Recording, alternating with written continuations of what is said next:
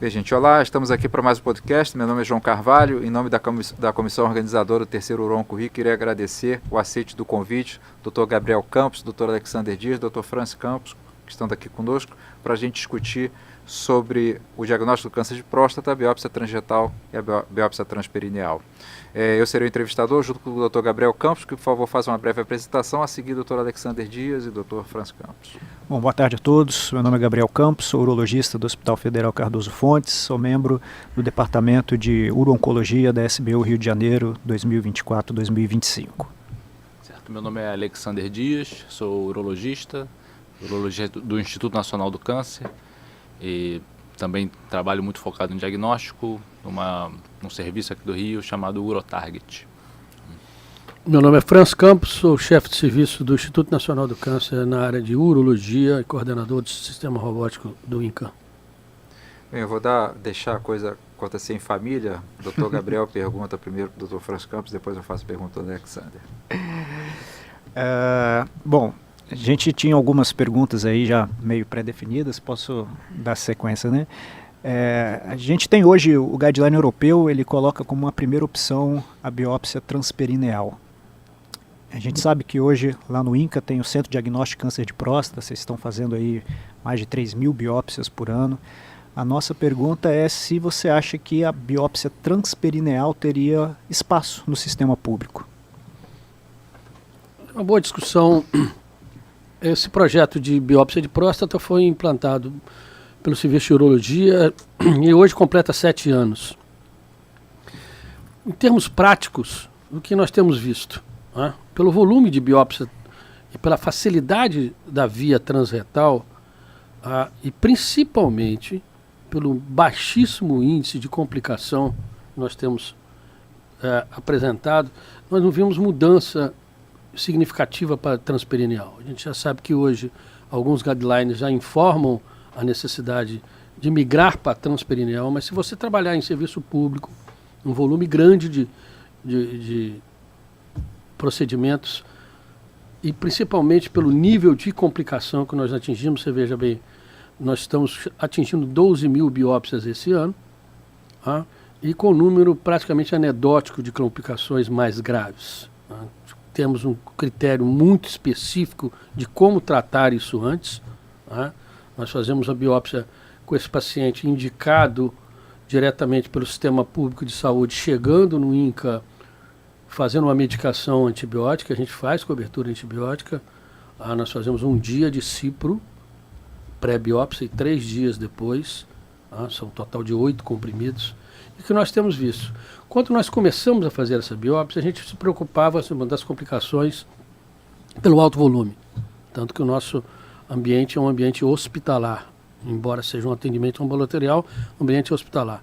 E nós vimos que no decorrer do passar do tempo, e praticamente todas as publicações hoje em dia têm trazido isso, a comparação de uma biópsia com outra, e não tem mostrado nenhuma vantajosidade no ponto de vista das complicações.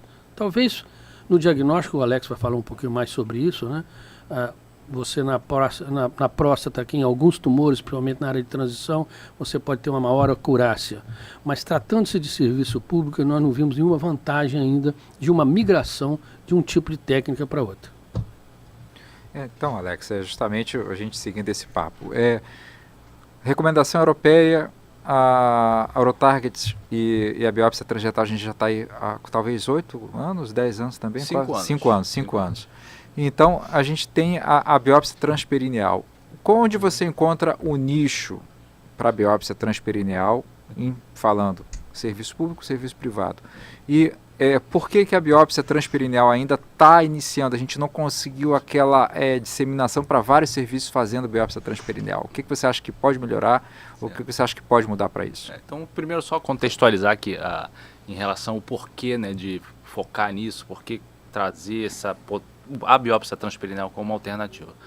Eu morei fora do país, 3 anos na Inglaterra, então eu vi uma transformação num sistema público de saúde, que é o NHS. Então, o NHS é um sistema que oferecia a biópsia transperineal e oferecia muito a biópsia transretal. Então, o NHS ele fez uma transição ao longo das últimas décadas, baseado em estudos muito grandes, em estudos epidemiológicos grandes, em estudos do sistema de saúde, mostrando índices menores de infecção e de internação hospitalar pela via transperineal. Então, dentro desse sistema, que é um sistema, né, com muitas camadas de auditoria, né, muitas camadas de avaliação, né, há uma decisão, né, houve uma migração dos serviços para a realização mais da biópsia transperineal.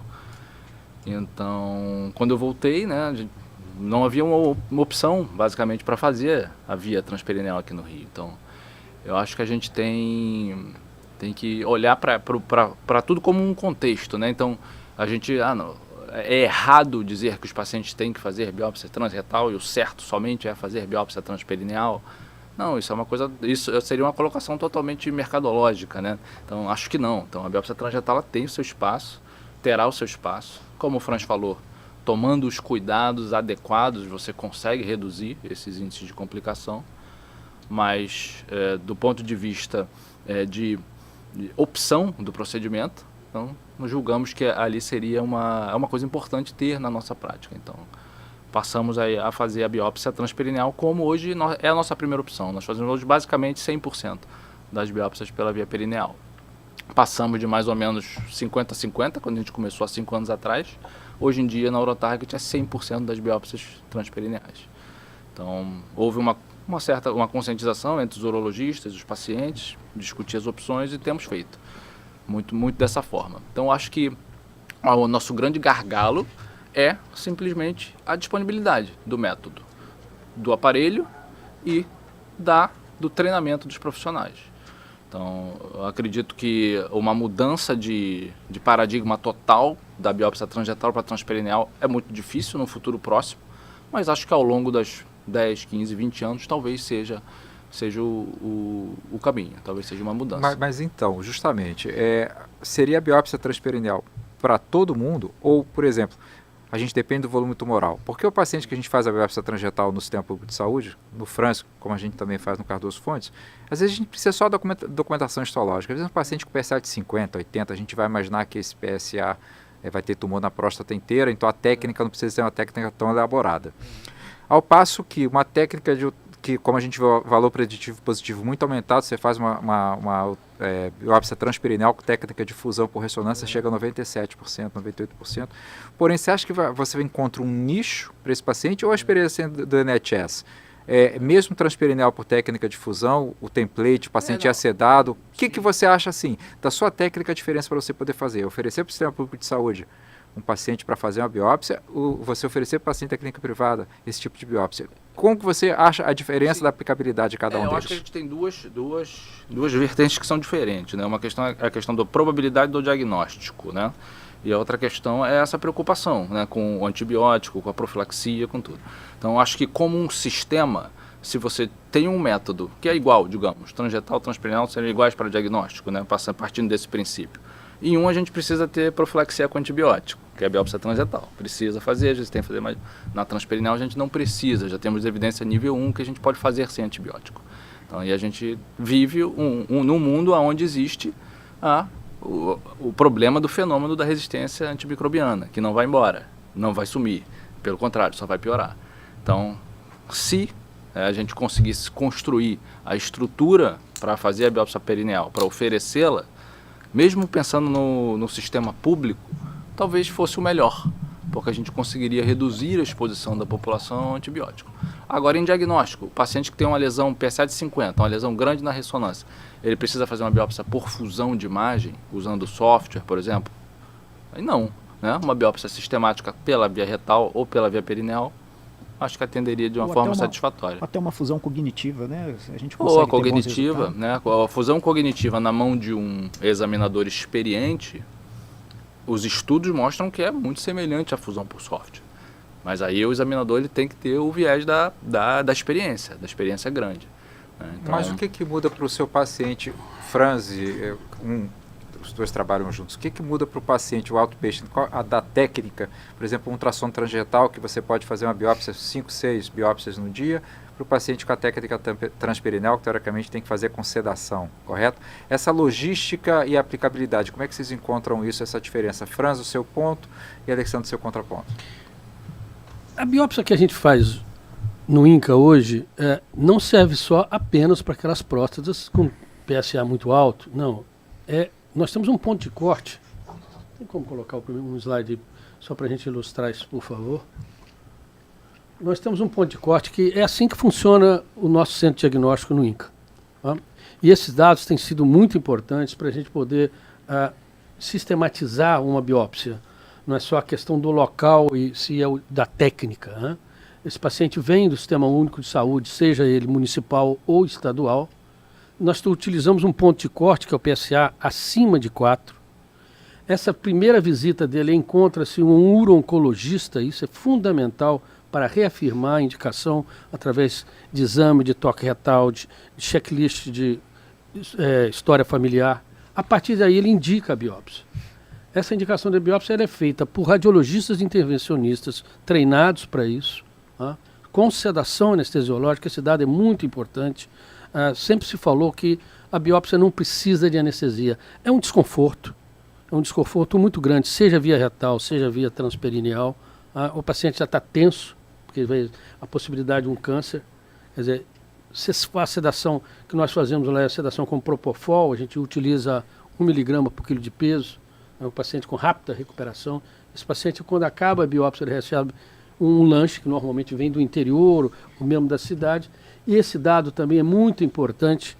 A biópsia é feita e conduzida por uropatologistas linkados ao Centro de Diagnóstico de Câncer de Próstata, dando maior assertividade. Nós trabalhamos com biópsia com aparelho de ultrassom sob fusão.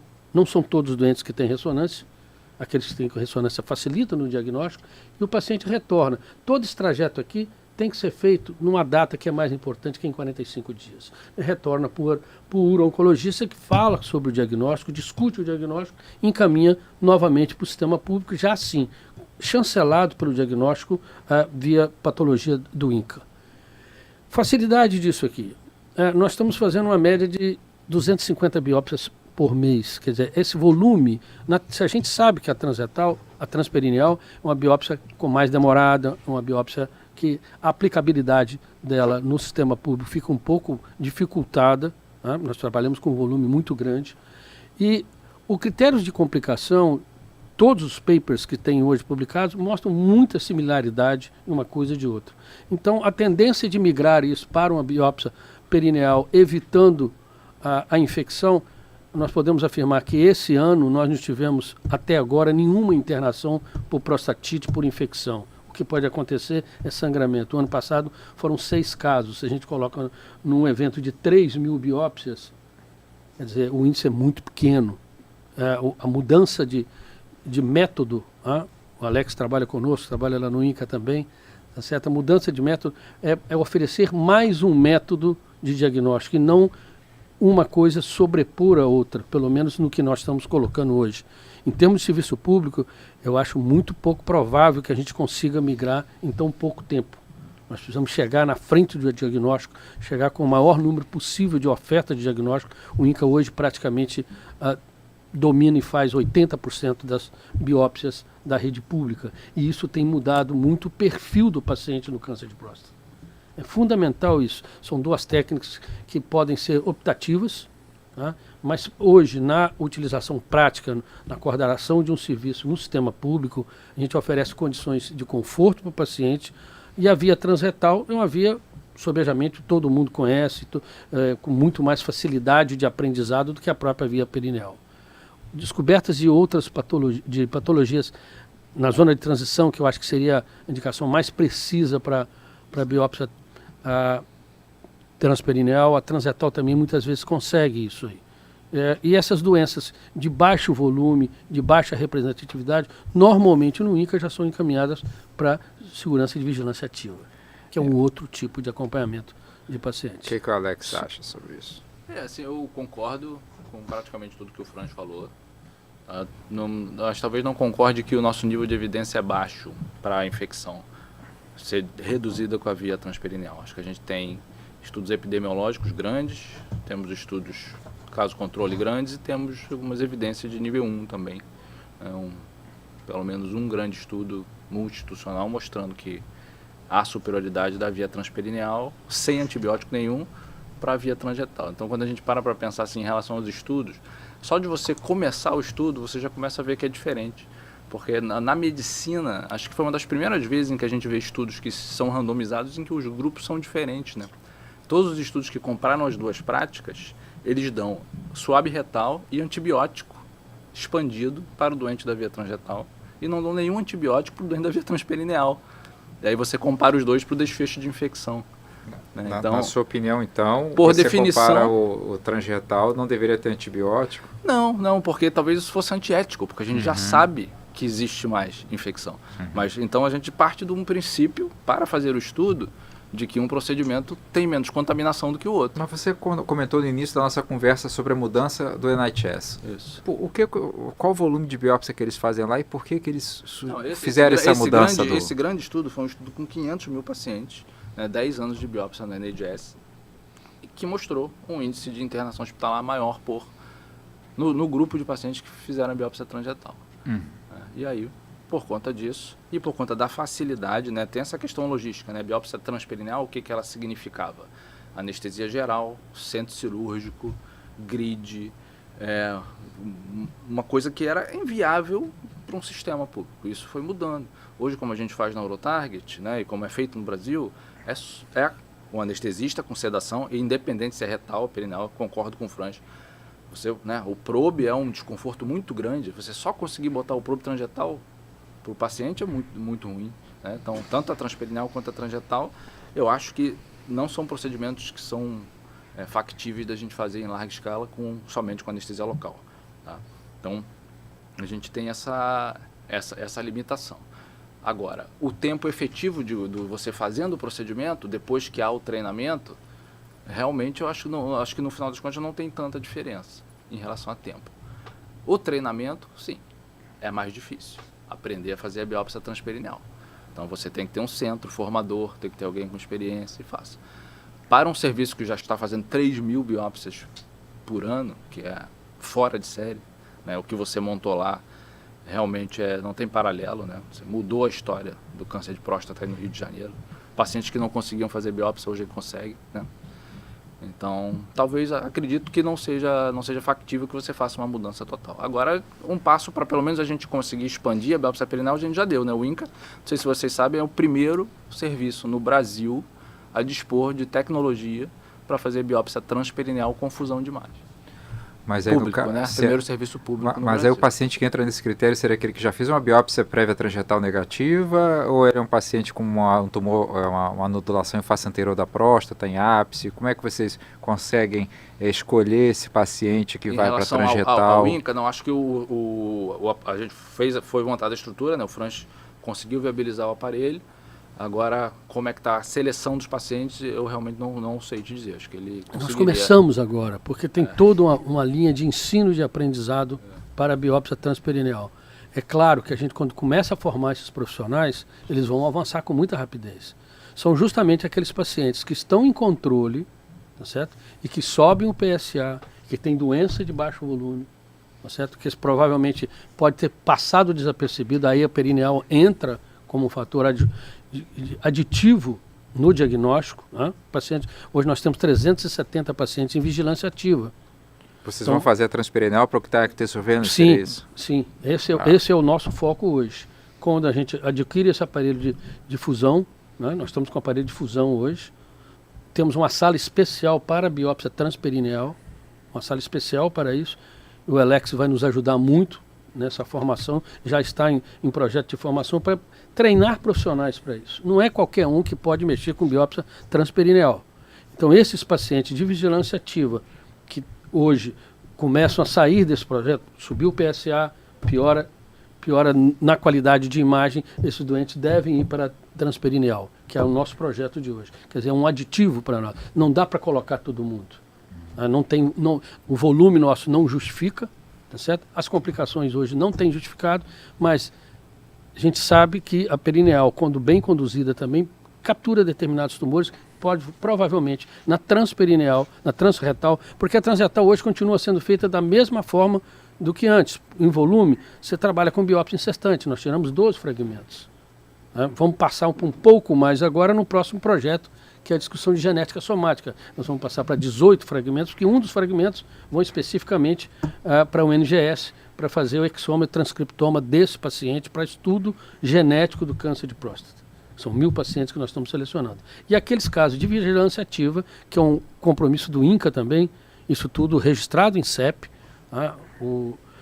É um protocolo que já existe também, talvez seja um dos poucos protocolos em serviço público de vigilância ativa que o INCA está trazendo aí. Esses pacientes que têm a tendência a evoluir com piora de imagem, principalmente piora de PIRADS e principalmente no toque retal ou PSA, esses pacientes serão encaminhados para biópsia perineal.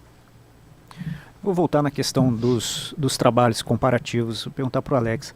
A gente tem resultados contraditórios, né? A gente tem os últimos trabalhos aí, 3 pelo menos, que mostraram taxas de infecção, taxas de detecção muito semelhantes. A gente tem um agora desse ano mostrando uma taxa de detecção melhor para transperineal, às custas de um pouco mais de dor também, dor imediata.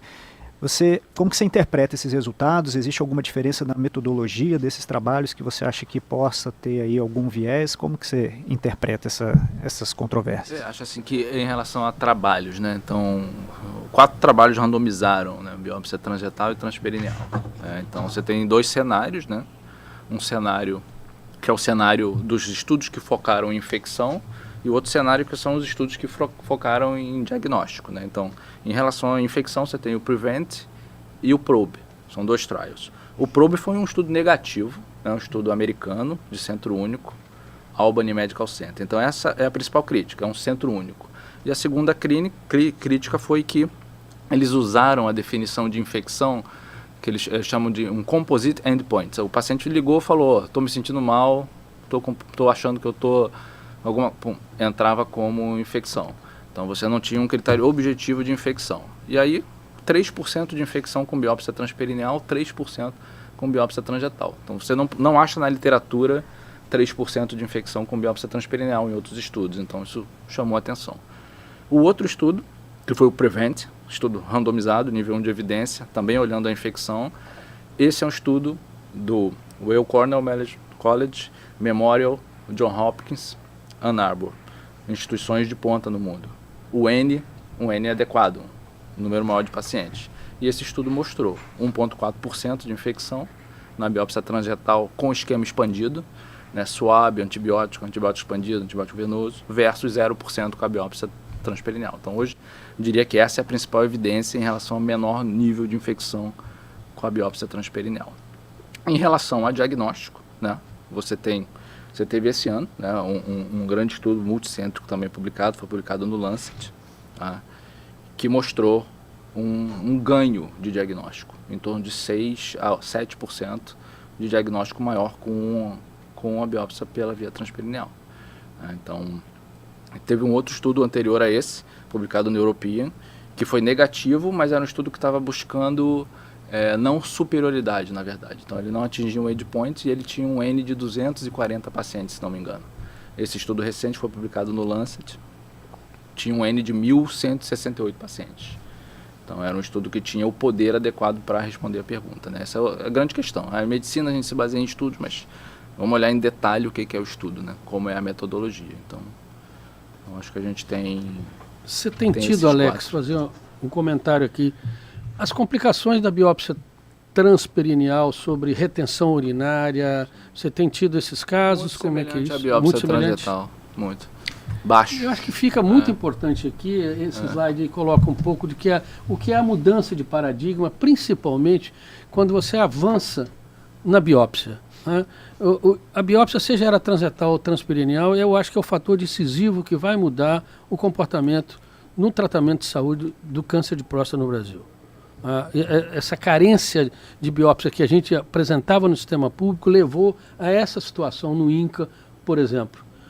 O paciente antes do CDCP era essa situação, diagnóstico histológico praticamente não tinha, os doentes chegamos a ter 50% dos nossos pacientes com tumor avançado, onde a gente sabe que a gente não consegue mais curar. Depois que a gente criou o CDCP, com esse tempo médio que a gente tem acompanhado, a gente mudou a curva.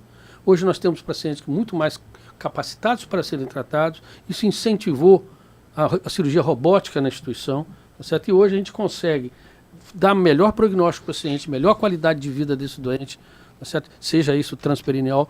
O importante é trazer mais centros de biópsia com qualidade. Qualidade não só no ato de fazer a biópsia, tá certo? Que a gente acaba vivendo um detalhe, a gente não vai contrapor, até porque nós somos parceiros dos mesmos serviços com as mesmas intenções.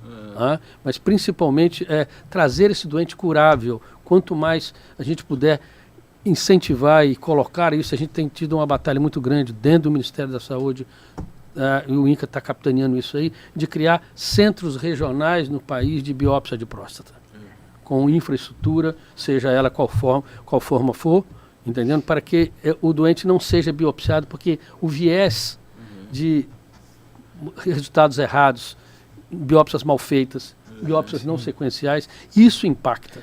Isso impacta realmente no tratamento. O fato de a gente não conseguir ainda caminhar por uma biópsia talvez um pouco mais refinada do que se a perineal é uma questão de colocação pública e a gente tem... E acho que é extremamente importante assim, a gente deixar claro que, apesar disso, os estudos que eu falo, a gente não pode ter o conceito de que é errado fazer uma biópsia transretal. Né? Porque um colega está lá em Campos, está lá no interior do estado, tem a disponibilidade dele é a biópsia transretal, então ele vai deixar de oferecer o procedimento para o paciente, né? Ou vai se sentir talvez exposto de oferecer o procedimento e depois ser questionado por que ofereceu esse procedimento e não o outro. Né? Então, levantando essa ideia para quem está em casa assistindo a gente, se você fosse chegar um paciente com primeira biópsia para você, o que você faz para ele primeiro? Você, um PSA de 5,5, um toque retal, você está na dúvida, uma lesão ali na ressonância Pirrates 3, 4. Você oferece para esse paciente direto uma biópsia transretal, bem feita, ou você partiria para uma biópsia transperineal, Alex? Eu ofereceria o que eu sei fazer melhor, o que eu faço melhor, né? Que é a biópsia transperineal. Mas ele está em Itaperuna.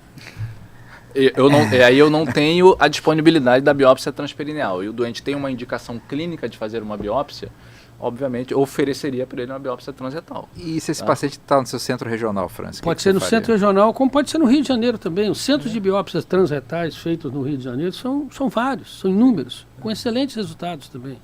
Essa questão da profilaxia antibiótica, nós estamos falando de 8 comprimidos de cipro, né, que se previne com muita tranquilidade qualquer tipo de intercorrência. Quer dizer, tem o Alex, né, na biópsia transperineal, mas tem no Rio de Janeiro pelo menos uns 10 centros, grandes centros, fazendo biópsia transretal com excelentes resultados também.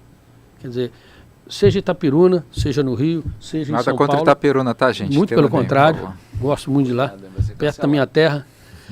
Seja em qualquer lugar, certo? A biópsia transretal é uma biópsia feita com bastante segurança, desde que você trace critérios. Nunca fazer biópsia, creio eu hoje, isso a gente já pulou essa etapa, sem uma sedação. Isso é um dado, que o INCA quando colocou isso aí. Esse negócio de fazer biópsia a frio, biópsia fazendo anestesia, isso aí é uma coisa, eu acho que você faz também sob sedação, creio. 100% sedação. Não é isso? Sob sedação. Eu acho que você tem que ter o respeito, o carinho e principalmente a dor. O paciente ali não está para sentir dor. Nós começamos lá atrás, há muito tempo atrás, tá certo? Com biópsias completamente medievais. Tá? Hoje a gente já caminha do SUS ainda, hoje em dia, sem anestesia. E aí vamos fazer E não fica mais caro. Fica tranquilo. O paciente faz uma primeira biópsia negativa, ele faz uma hemospermia, teve uma hematura, às vezes fez uma retenção urinária. Ele vai para uma segunda biópsia. O que a gente recomenda para esse paciente? Essa segunda biópsia, vamos tentar fazer ela por via perineal ou eu tento fazer de uma maneira... Porque a ressonância acaba perdendo um pouco do padrão dela depois da primeira biópsia, né? Fica com imagem. Como é que é isso, Alex? Você tem, né? Se você tem a suspeição clínica inicial, né, e o paciente fez a biópsia sem a ressonância, né, digamos, parece que foi essa situação que você pôs. Né? Então, aí a gente tem um problema, porque aí realmente nós temos evidência que é nível mais alta possível, que o ideal é ter uma ressonância para esse paciente antes da primeira biópsia. Aí múltiplas evidências de nível 1. Então, o paciente fez a biópsia sem a ressonância, certo? E permanece a suspeição clínica, aí a gente tem que organizar para esse paciente uma ressonância. Tá? Então, a ressonância realmente é impactada pela biópsia, mas você tem um período no qual aquelas alterações estruturais elas melhoram.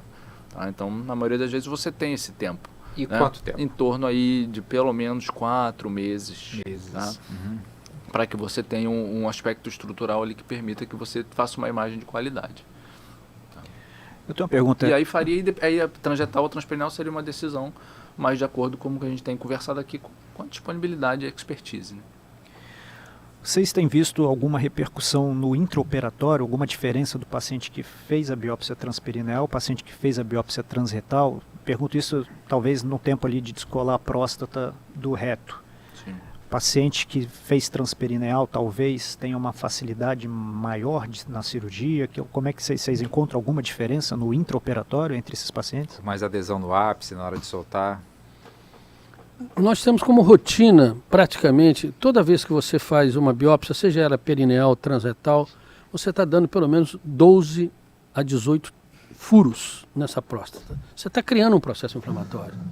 Então, se você precisa de plano de clivagem para dissecar, parte a boa prática de que você aguarde. Até porque, hoje em dia, ninguém opera com o mínimo, seja no plano privado, onde você tem todo o tempo do convênio de aguardar a cirurgia, seja no público, a gente preconiza de pelo menos 45 dias mínimos para uma prostatectomia. Você sabe que o processo inflamatório aí não é a via, e sim é a penetração dessa agulha que entrou dentro dessa próstata, que já tinha um processo inflamatório ou vai criar um processo inflamatório, tá certo? Que vai muitas vezes piorar o seu padrão de secção na hora de você estar operando.